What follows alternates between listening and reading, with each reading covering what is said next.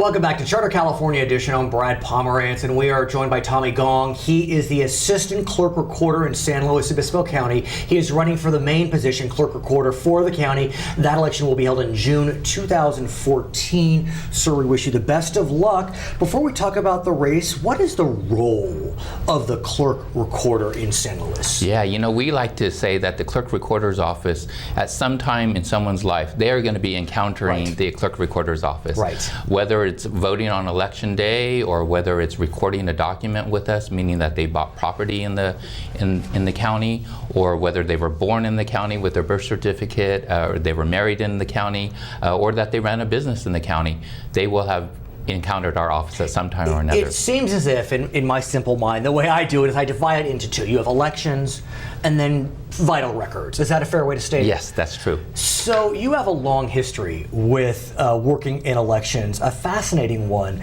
Back in 2004, I believe, you were still a young individual, comparatively speaking, and you were working as an elections official in Stanislaus County. What happened? Yes, in 2003 I was hired on and was learning the trade of elections, and in 2004 the assistant registrar had went out on medical leave, and that was just leading up to the presidential general in November. So we had to pull our team together. I had to lead this team. I was calling people left and right, the registrars in other counties, how do you do this, how do you do that, and we got through that election in 2004. And then Julie Rodewald, who is the current Clerk-Recorder, recruited you down to San Luis. Lucky you. Beautiful community, no doubt. She has announced she is not running for re-election. So what made you decide that you would like to run for office? A whole different world. You're now a candidate yourself. I know your cousin, by the way, who was an elected member of a school board down in SoCal. What made you decide to say, I'm going to run. I want to give this a shot? Yeah, you know, when Julie interviewed me that first time 9 years ago, she asked me if I had any aspirations of running for the office when she retired. And I thought about it and I said, yeah, you know, that would be the next step in my career as an election official. And I think that's the reason why she hired me. And what's fascinating to geeks like me, because I really am an election geek, is that you have a certification in election administration? Explain. Yes, exactly. That's something that our election association has put on, the California Association of Clerks and Election Officials, which all of the county election officials are involved with. And they were concerned that with the retirements that were happening with all the baby boomers, that they needed to be able to train people to learn more about elections and be well equipped for carrying it on.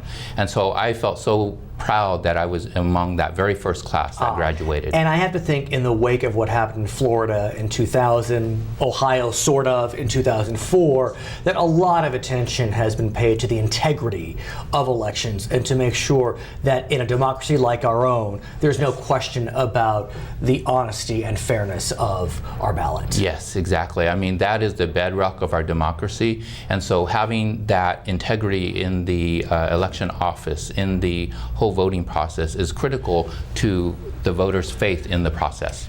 I love election paraphernalia. I collect it myself. You do, I just found out. You bought this off eBay, you lucky guy, you. This is an original ballot from Abraham Lincoln's 1864 election. Yes. Explain why it's a ballot, though. It looks like an election flyer. Yeah, that's what we call a presidential ticket 150 years ago. So, you know, back then you didn't have ovals to fill out or anything. And so these tickets would be laid out across the table, a Republican ticket, a Democratic ticket, a whatsoever ticket. And what the voters would do is they would pick that ticket off the table and put it into the ballot box. And that's why you get the expression stuffing the ballot box, Absolutely. which we don't do in San Luis. That's right. My name is Brad Pomerance, he's Tommy Gong, and this is Charter California Edition. Back to each other.